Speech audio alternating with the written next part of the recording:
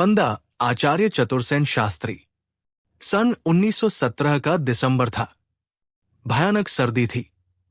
दिल्ली के दरीबे मोहल्ले की एक तंग गली में एक अंधेरे और गंदे मकान में 3 प्राणी थे। कोठरी के एक कोने में एक स्त्री बैठी हुई अपने गोद के बच्चे को दूध पिला रही थी। परंतु ये बात सत्य नहीं है।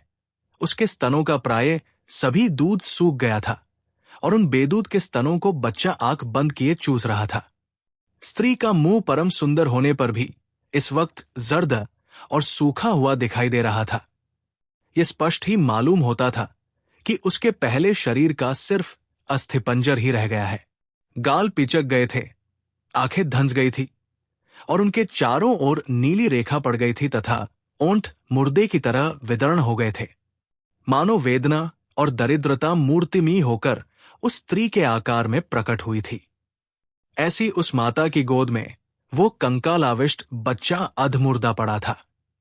उसकी अवस्था 8 महीने की होगी, पर वो 8 सप्ताह का भी तो नहीं मालूम होता था।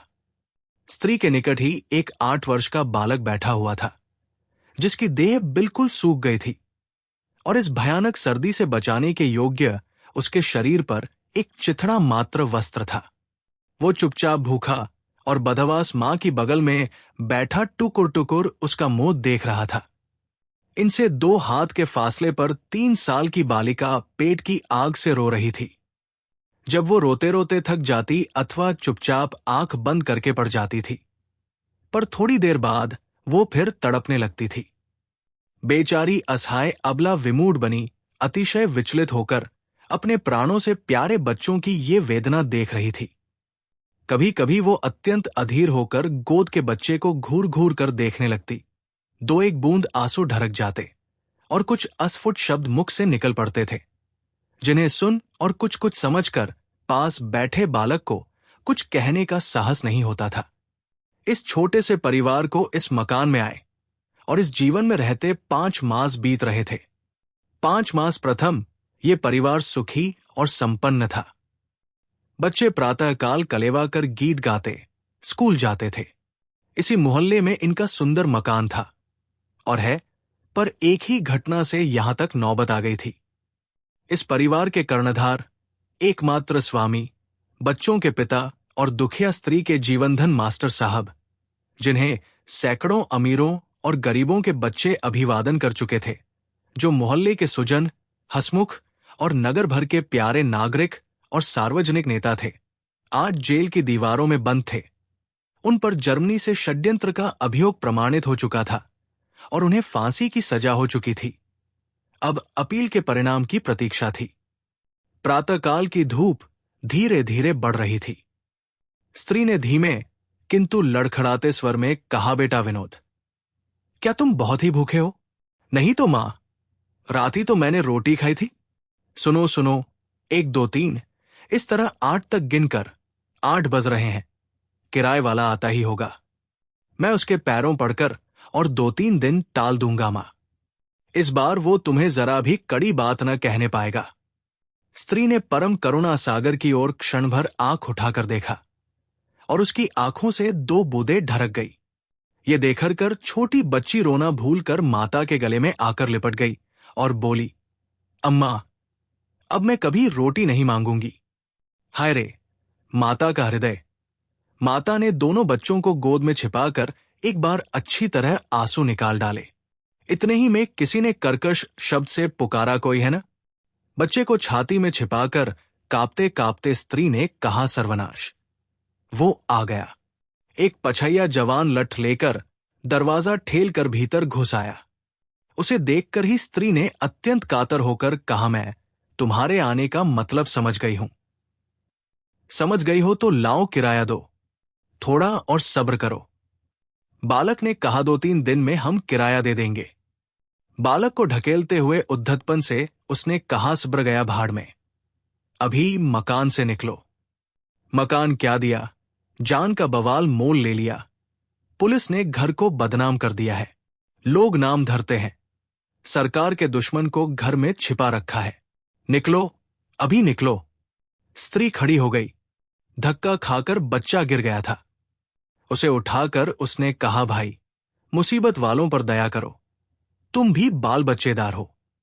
मैं दया में कुछ नहीं जानता।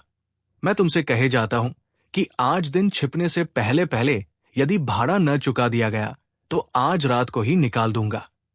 इतना कहकर वो व्यक्ति एक बार कड़ी दृष्टि से तीनों अभागे प्राणियों को घूरता हुआ जोर से दरवाजा बंद करके चला गया।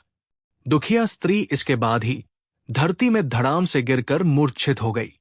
उपरोक्त घटना के कुछ ही मिनट बाद एक अधेड़ अवस्था के सभ्य पुरुष धीरे धीरे मकान में घुसे। इनके आधे बाल पककर खिचड़ी हो गए थे, दांत सोने की कमानी से बंधे थे।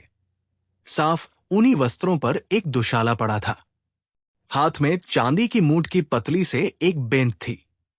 रंग गोरा, कद ठिगना और चाल गंभीर थी। उन्होंने पान कचरते चरते बड़ा घरवा जताकर बालक का नाम लेकर पुकारा, बेटा विनोद। विनोद ने गर्दन उठाकर देखा। बच्चे की माता ने सावधानी से उठकर अपने वस्त्र ठीक कर लिए। आगंतुक ने बिना प्रश्न किए ही कहा, देखो अपील का क्या नतीजा निकलता है। हम विलायत तक लड़ेंगे, आगे भगवान की मर्जी। स्त्री चुपचाप बैठी रही, सब सुनकर न बोली न हिले डुली। इस पर आगंतुक ने अनावश्यक प्रसन्नता मुख पर लाकर कहा, क्यों रे विनोद, तेरा मुंह क्यों उतर रहा है? क्यों बहू, क्या बात हैबचो का ये हाल बना रखा है? अपना तो जो कुछ किया सो किया, इस तरह जान खोने से क्या होगा? तुमसे इतना कहा मगर तुमने घर छोड़ दिया, मानो हम लोग कुछ है ही नहीं। भाई सुनेंगे तो क्या कहेंगे? मैं परसों जेल में मिला था, बहुत खुश थे। अपील की उन्हें बड़ी आशा है। तुम्हें भी खुश रहना उचित है। दिन तो अच्छे बुरे आते हैं और जाते हैं। इस तरह सोने की काया को मिट्टी तो नहीं किया जाता। इतनी लंबी वक्तृता सुनकर भी गृहिणी न बोली न हिली डुली। वो वैसी ही अचल बैठी रही। आगंतुक ने कुछ रुककर 2 रुपए निकालकर बच्चे के हाथ पर धर दिए और कहा, लो बेटा, जलेबियां खाना। बच्चे ने क्षण भर माता के मुख की ओर देखा और तत्काल हाथ खींच लिया। रुपए धरती पर खन से बज उठे। बच्चा पीछे हटकर मां का आंचल पकड़कर खड़ा हो गया। आगंतुक रुपए उठाकर उन्हें फिर से देने को आगे बढ़ा। गृहिणी ने बाधा देकर कहारने दीजिए, वो जलेबी नहीं खाता। हम गरीब विपत्ति के मारे लोग हैं। एक टुकड़ा रोटी ही बहुत है। पर आप कृपा करें तो या तो उन्हें एक बैंक के हिसाब में से मकान के हिस्से को आड़ करके कुछ रुपए मुझे उधार दे दीजिए। उन्हें एक बैंक के हिसाब में तो बिना उनके दस्तखत के कुछ मिलेगा नहीं। फिर मुझे मालूम हुआ है कि वहां ऐसी कुछ रकम है भी नहीं। रहा मकान, सो उसका तुम्हारा वाला हिस्सा रहन रखकर ही तो मुकदमा लड़ाया है। मुकदमे में क्या कम रकम खर्च हुआ है? गृहिणी चुप बैठी रही। आगंतुक ने कहा, मैं अपने पास से जो कहो दे दूं। तुम्हें कितने रुपए चाहिए? गृहिणी ने धीमे स्वर में कहा, आपको मैं कष्ट नहीं देना चाहती। मैं क्या गैर हो गया? स्त्री बोली नहीं। अब आगंतुक जरा और पास खिसक कर बोला, मेरी बात मानो, घर चलो, सुख से रहो। जो होना था हुआ, होना होगा हो जाएगा। किसी के साथ मरा तो जाता ही नहीं है। मेरा जगत में और कौन है? तुम क्या सब बातें समझती नहीं हो? खूब समझती हूं। अब आप कृपा कर चले जाए। पर मैं जो बात बारंबार कहता हूं वो समझती क्यों नहीं? कब की समझ चुकी हूं। आगंतुक ने कड़े होकर कहा, क्या मैं सांप हूं या घिनौना कुत्ता हूं? आप जो कुछ हो, मुझे इस पर विचार नहीं करना है।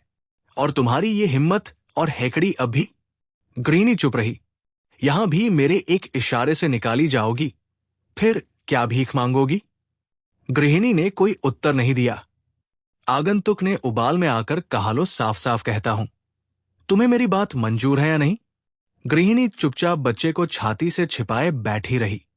आगंतुक ने उसका हाथ पकड़कर कहा, आज मैं इधर उधर करके जाऊंगा।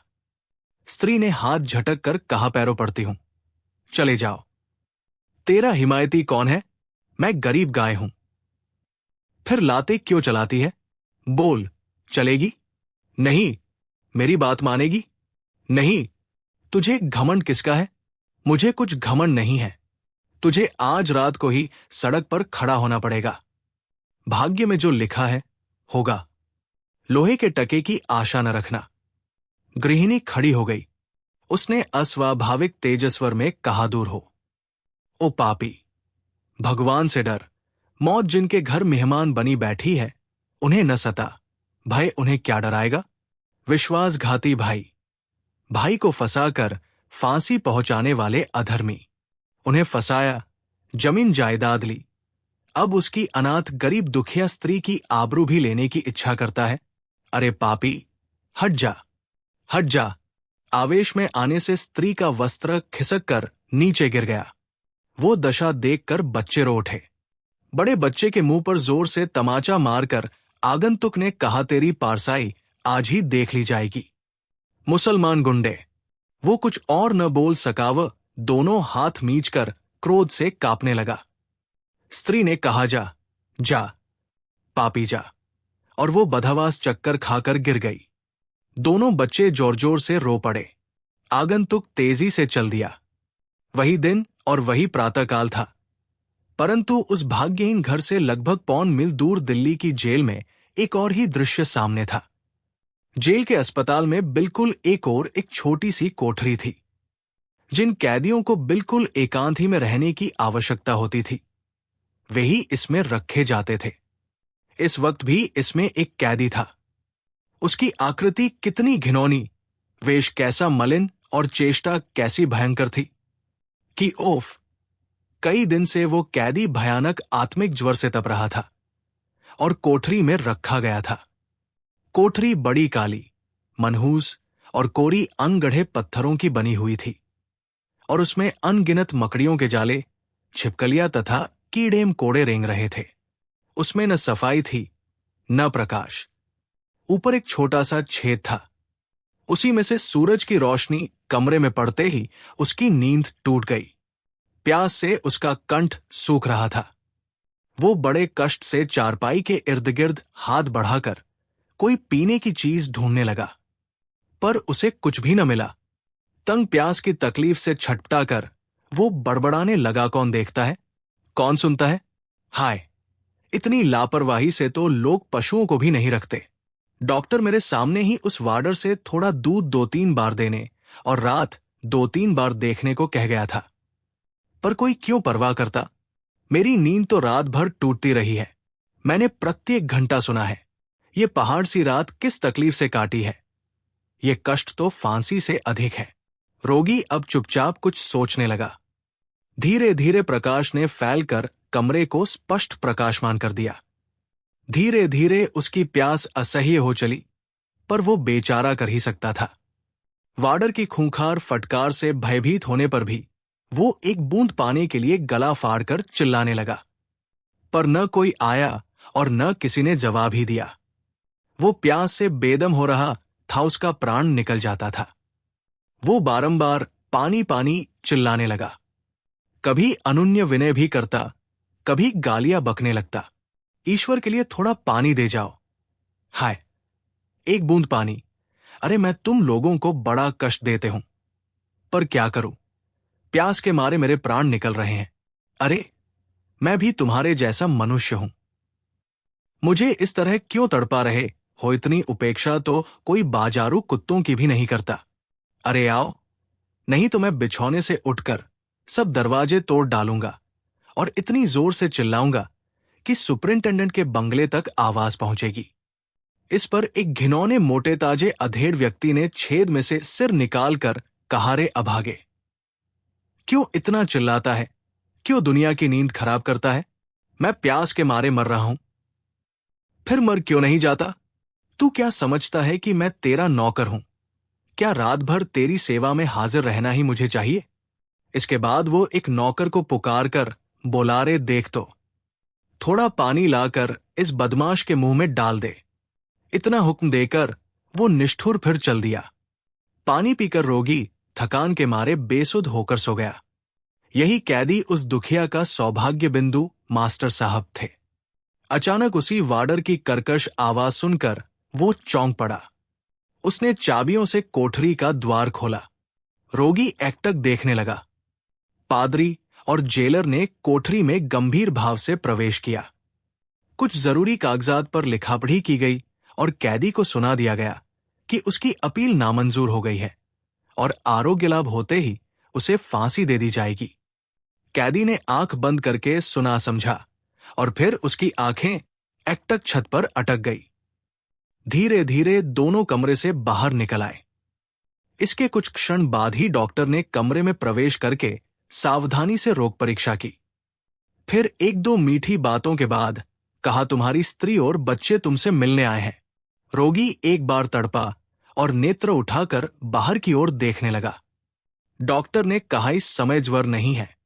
मैं आशा करता हूं इसी सप्ताह में तुम अच्छे हो जाओगे। इसी सप्ताह में? रोगी ने विकल होकर पूछा। डॉक्टर ने अपनी बात का समर्थन किया और धीरे धीरे चला गया। 10 बज रहे थे। धूप खूब फैली हुई थी। जेल के सदर फाटक पर वो अभागिनी रमणी दोनों बच्चों को साथ लिए बैठी थी। उसे लगभग 1.5 घंटा हो गया था। वो अपने पति के दर्शन करने आई थी। इतनी देर बाद एक वार्डर उन्हें जेल के भयानक फाटक में लेकर चला। फाटक को पार करने पर एक अंधकारपूर्ण दालान में वे लोग चले। वहां से एक अंधेरी गली में कुछ देर चलकर एक लोहे का छोटा सा फाटक वार्डर ने पास के भारी चाबियों के गुच्छे से खोला। इसके बाद वे कुछ सीढ़ियां चढ़कर एक बड़े से गंदे दालान में पहुंचे। उसके सामने ही बड़े से मकान का पिछवाड़ा था, जिसकी ऊंची और छोटी छोटी खिड़कियों से कुछ शोरगुल और बकझक की आवाज आ रही थी। सामने कुछ कैदी अपनी बेड़ियां झंझनाते इधर उधर जा रहे थे। थोड़ी दूर चलने पर उन्हें अस्पताल की काली इमारत दिख पड़ी, जहां भिन्न भिन्न प्रकार के रोगी बिछौने पर पड़े थे। कमरे की हवा गर्म और बदबूदार थी। बिस्तरे फटेकटे, मैले कुचैले और घृणित थे। ये सब देखते देखते रमणी का सिर चक्कर खा गया। वो घबराकर वहीं बैठ गई। ये सब देख छोटी बच्ची रो उठी। थोड़ी देर बाद वो उठी और इस बार स्वामी की कोठरी के पास पहुंच गई, पर भीतर ऑफिसर लोग थे। उसे कुछ देर ठहरना पड़ा। उनके निकलने पर डॉक्टर ने भीतर प्रवेश किया और डॉक्टर ने बाहर आकर उन लोगों को भीतर जाने की इजाजत दी। दरवाजे के निकट जाकर उसके पैर धरती पर जम गए। पहले तो वो पति को देख ही न पाई। पीछे उसने साहस करके एक बार देखा। हाय, यही क्या उसके पतिदेव है? जीवन के 11 वर्ष सर्दगर्म जिनके साथ व्यतीत किए, वो उठता हुआ यौवन, वे जीवन की उदीप्त अभिलाषाएं, वे रस रहस्य की अमिट रूपरेखाएं हठपूर्वक एक के बाद एक नेत्रों के सामने आने लगी। उसकी आंखों में अंधेरा छा गया। वो वहीं बैठ गई। रोगी ने देखा। उसने चारपाई से उठकर दोनों हाथ फैलाकर उन्मत्त की तरह कहा, ओ बेटा, अरे तुम इतने ही दिन में बिना सती बैठी ही बैठी आगे बढ़ी। वो पति के दोनों पैर पकड़ उन पर सिर धरकर मूर्छित हो गई। वो रो नहीं रही थी, वो संज्ञाहीन थी। ये सब देखकर छोटी बालिका भी जोर से रो उठी। उसे गोद में लेकर पिता रोना भूल गया। उसकी आंखों में क्षण भर आंख मिलाकर वो हंसी थी। अंत में उसने भर्राई आवाज में कहा, लीला, मेरी बेटी, मेरी बिटिया। इसके बाद उसे छाती से लगाकर कैदी चुपचाप रोने लगा। बड़ी देर तक सन्नाटा रहा। फिर बच्चों को अलग करके वो स्वस्थ होकर पत्नी की ओर देखने लगा। बलपूर्वक उसने शोक के उमड़ते वेग को रोका। उसने क्षण भर आकाश में दृष्टि करके एक बार सर्वशक्तिमान परमेश्वर से बलयाचना की। फिर उसने मधुर स्वर में कहा, इतना अधीर मत हो, ध्यान से मेरी बात सुनो। रमणी ने सिर नहीं उठाया। पति ने धीरे धीरे उसके सिर पर हाथ फेरते हुए कहा, ना दानी न करना, वरना इन बच्चों का कहीं ठिकाना नहीं है। ईश्वर पर विश्वास रखो मेरा, विनोद बड़ा होकर तुम्हारे सभी संकट काटेगा। सब दिन होत ना एक समान। साध्वी सिसक सिसक कर रो रही थी। उसे ढाढ़स देना कठिन था, परंतु अभी कुछ मिनट प्रथम मृत्यु का संदेश पाकर भी कैदी वो कठिन काम कर रहा था। वो पूछना चाहती थी, क्या अब कुछ भी आशा नहीं है? परंतु उसमें बोलने और पति को देखने तक का साहस न था। समस्त साहस बटोरकर उसने एक बार पति की ओर आंख भरकर देखा। वे आंखें आंसू और प्रश्नों से परिपूर्ण, मूक वेदना से अंधी और मृत अभिलाषाओं की श्मशान भूमि। प्रतिक्षण क्या क्या कह रही थी। परंतु मानव हृदय जितना सुख में दुर्बल बन जाता है, उतना ही दुख में सबल हो जाता है। मास्टर साहब ने उसका हाथ पकड़कर कहा, अब इस तरह मुझे देखकर इस दशा में कायर न बनाओ। तुम बच्चों की माता हो। जैसे पति की पत्नी रही, वैसे ही बच्चों की मां बनना। प्रतीक्षा करो। तुमने मुझे कभी नहीं ठगा, अब भी न ठगना। सती की वाणी फटी। उसने कहा, स्वामी जी, मुझे सहारा दो। मैं चलूंगी। नहीं, मैं चलूंगी। एक अति मधुर उन्माद उसके होठों पर फड़क रहा था। मास्टर साहब विचलित हुए। उन्होंने संकोच त्याग धीरे से उस उन्मुख उन्माद का एक सरल चुंबन लिया। वो वासनाहीन, इंद्रिय विषय और शरीर भावना से रहित चुंबन क्या था? दो अमर तत्व प्रतिबिंबित हो रहे थे। मास्टर साहब ने कुछ कहने की इच्छा से होंठ खोले थे, पर वार्डर ने कर्कश आवाज में कहा, चलो, वक्त हो गया। रोगी कैदी ने मानो धाक खाकर एक बार उसे देखा और कहा, जरा और ठहर जाओ भाई, हुक्म नहीं है, कहकर वो भीतर घुस आया। उसने एकदम रमणी के सिर पर खड़े होकर कहा, बाहर जाओ। लज्जा और संकोच त्याग कर वो कुछ कहा चाहती थी। मास्टर जी ने संकेत से कहा, उससे कुछ मत कहना। अच्छा, अब विदा प्रिय। बेटे, अम्मा को दुखी न करना, मेरी बिटिया। ये कहकर और एक बार बेसब्री से उन्होंने उसे पकड़कर अनगिनत चुंबन ले डाले। रमणी की गंभीरता अब न रह सकी। वो गाय की तरह डकराती वही गिर गई और निष्ठुर वार्डर ने उसे घसीटकर बाहर किया और ताला बंद कर दिया। दोनों बच्चे चीत्कार कर रो उठे। ये देखकर मास्टर साहब असंवेदना से मूर्छित होकर धड़ाम से चारपाई पर गिर पड़े। रविवार ही की संध्या को इसकी सूचना अभागिनी को दे दी गई थी। वो रात भर धरती में पड़ी रही। क्षण भर को भी उसकी आंखों में नींद नहीं आई थी। 4 दिन से उसने जल की एक बूंद भी मुंह में नहीं डाली थी। सोमवार को प्रातःकाल बड़ी सर्दी थी। घना कोहरा छाया हुआ था। ठंडी ठंडी हवा चल रही थी। ठीक 6:30 बजे का वो समय नियत किया गया था। ठीक समय पर फांसी का जुलूस अंध कोठरी से चला। मास्टर साहब धीर गंभीर गति से आगे बढ़ रहे थे। इस समय उन्होंने हजामत बनवाई थी। वे अपने निजी वस्त्र पहने थे। दूर से देखने में दुर्बल होने के सिवा और कुछ अंतर न दिखता था। वे मानो किसी गहन विषय को सोचते हुए व्याख्यान देने रंगमंच पर आ रहे थे। उनके आगे खुली पुस्तक हाथ में लिए पादरी कुछ वाक्य उच्चारण कर रहा था। उनके पीछे जेलर अपनी पूरी पोशाक में थे। उनकी बगल में मैजिस्ट्रेट और डॉक्टर भी चल रहे थे। क्षण भर तख्ते पर खड़े रहने के बाद जल्लाद ने उनके गले में रस्सी डाल दी। पादरी ने कहा, मैं प्रार्थना करता हूं कि ईश्वर तुम्हारी आत्मा को शांति प्रदान करे। मास्टर साहब ने कहा, चुप रहो। मैं प्रार्थना करता हूं कि ईश्वर मेरी आत्मा को ज्वलंत अशांति दे, जो तब तक न मिटे जब तक मेरा देश स्वाधीन न हो जाए और मेरे देश का प्रत्येक व्यक्ति शांति न प्राप्त कर ले। इसके बाद उन्होंने गीता की पुस्तक को हाथ में लेकर आंखों और मस्तक से लगाया और दोनों हाथों में लेकर पीछे हाथ कर लिए। जल्लाद ने उसी दशा में हाथ पीछे बांध दिए। मास्टर साहब नेत्र बंद करके कुछ अस्फुट उच्चारण करने लगे। जल्लाद ने तभी एक काली टोपी से उनका मुंह ढक दिया और वो चबूतरे से नीचे कूद पड़ा। पादरी कुछ उच्चारण करने लगे। मैजिस्ट्रेट और जेलर ने टोपियां उतार ली। हठात तख्ती खींच ली गई और उनका विवश शरीर शून्य में झूलने और छटपटाने लगा। पर थोड़ी देर में आवेग शांत हो गया। इस घटना के आधा घंटा बाद वही पूर्व परिचित भद्र पुरुष लपके हुए सती की कुटिया पर गए। द्वार खुले थे। भीतर दोनों बच्चे बेतहाशा रो रहे थे और उनकी माता रसोई के कमरे में एक रस्सी के सहारे निर्जीव लटक रही थी।